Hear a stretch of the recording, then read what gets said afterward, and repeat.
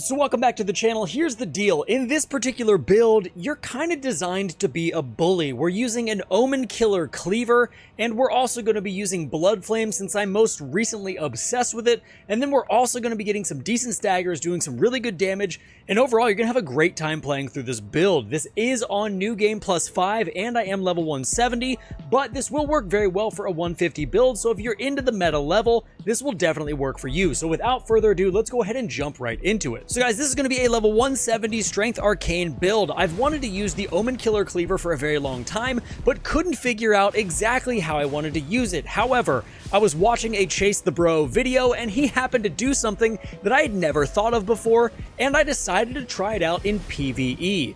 He used Bloodflame on the Omen Killer, and it looked absolutely incredible. So, considering I don't PvP almost at all, I had the thought maybe it's good in PvE. However, you are going to see footage of different Ashes of War. It's only because I was trying to figure out which one I wanted to use, but all of them were pretty decent. The one that I landed on was Spinning Slash because it goes very well from the Ash into a heavy charged R2, so I decided that that was the Ash of War I was going to go with because overall the feel and the play style of using that Ash was very nice with this weapon. So let's go ahead and look at the Talismans real quick. There is definitely one that you can swap out, and I was going back and forth with it, so I will go ahead and show you the two options that I was really using for this build, but the other three are definitely solid, and I would highly recommend with this build. So for our Talismans, we're going to be using the Fire Scorpion Charm, the Old Lord's Talisman, because we are decently buff heavy with this build, and we want those buffs to last as long as possible. The third Talisman we're using is the Axe Talisman, and we're also using the Shard of Alexander. Now, the Old Lord's Talisman is the only talisman here that I was shifting back and forth between. The other talisman that I was using was the Green Turtle Talisman because the stamina can get a little heavy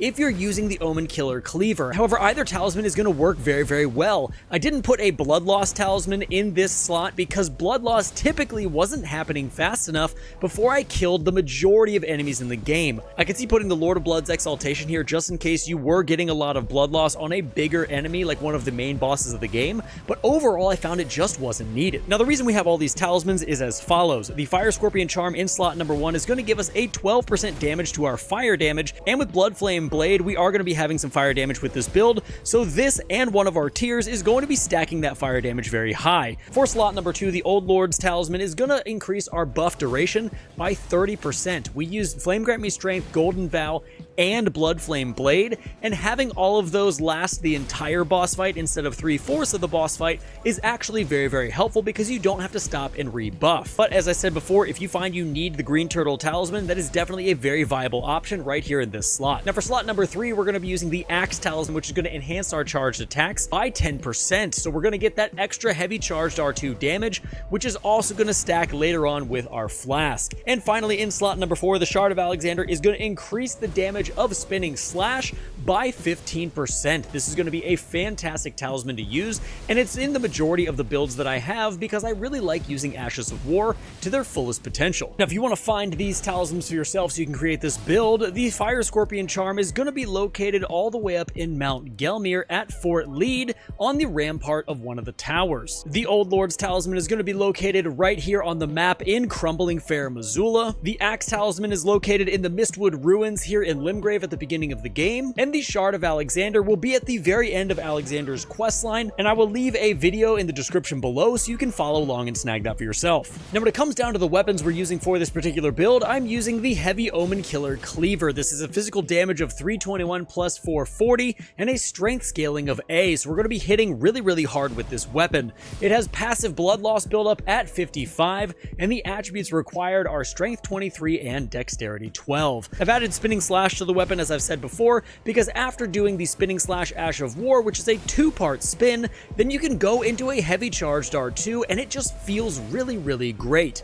Also, with those heavy charged R2s, we are staggering quite a bit with this build, so this is an option you can use, the Misery Cord. This has the highest critical rating of any dagger and can get some crazy critical damage off after you've staggered an enemy, so you can flip over to this dagger, stab them, and then switch right back to the Omen Cleaver after you've broken their stance. buffs. Now, as far as the seal goes, I'm currently using the Flame of Frenzy seal just because it has 0 weight. It has some decent incantation scaling, but because we're only using it to buff ourselves and we're not a crazy strong faith build, then your seal overall doesn't really matter a ton. Now, the Omen Killer Cleaver can be found in 2 locations. The first is going to be at Volcano Manor, and the second location is going to be the Omen Killer who's patrolling the Perfumer's Grotto right here on the map. And if you want to use the Misericord for this build, it's going to be located at the very beginning of the game in Stormvale Castle. You're going to need 1 Stone Sword key after you defeat the Grafted Scion there, but you should be able to pick this up no problem. And guys, per usual, I can't do a video without thanking you guys for being here. It means a ton that you are enjoying my videos and watching my content.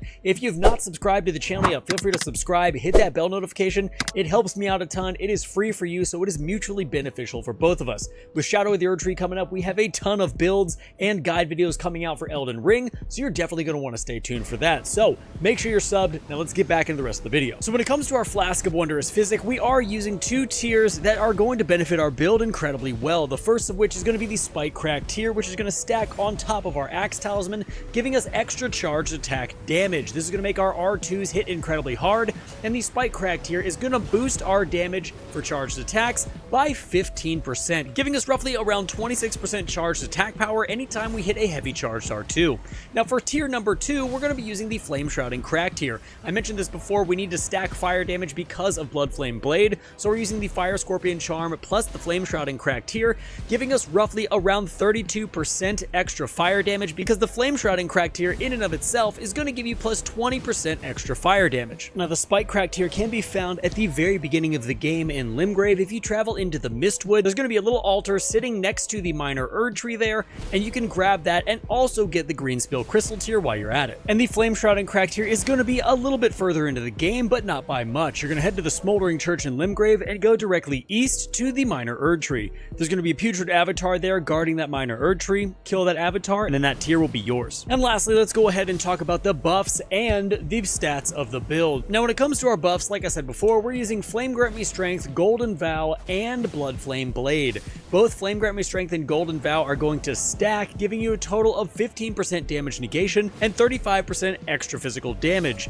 Flame Grant Me Strength is also going to add 20% more fire damage on top of that, which is going to stack with all the rest of our talismans and buffs. Now, when it comes to our weapon buff, Bloodflame Blade, this is going to add fire attack power to the weapon, and how it works is any time that you hit your enemy, they are going to burn a little bit with hemorrhage, causing hemorrhage to build up a lot faster and overall just be more devastating to your build. And the very last thing we need to go over is the stats for this particular build. First and foremost, we have 55 Vigor, 19 Mind, 23 Endurance, 63 Strength, Dexterity is at 15, Intelligence is at 9, Faith is at 25 for our buffs, and Arcane is at 40. Now keep in mind, I am a level 170 build, so your stats will look a little bit different than this, but you should be able to at least get Flame Grant Me Strength with the amount of faith that you'll have. Guys, there you have it. That is it for our Omen Killer Cleaver Arcane Strength Bloodflame build. I've had a lot of fun using Bloodflame recently, and it just absolutely wrecks the entire game. So I enjoyed it. I hope you guys enjoy as well. Leave some stuff down in the comments that you liked about the build, maybe some things you would change and or tweak.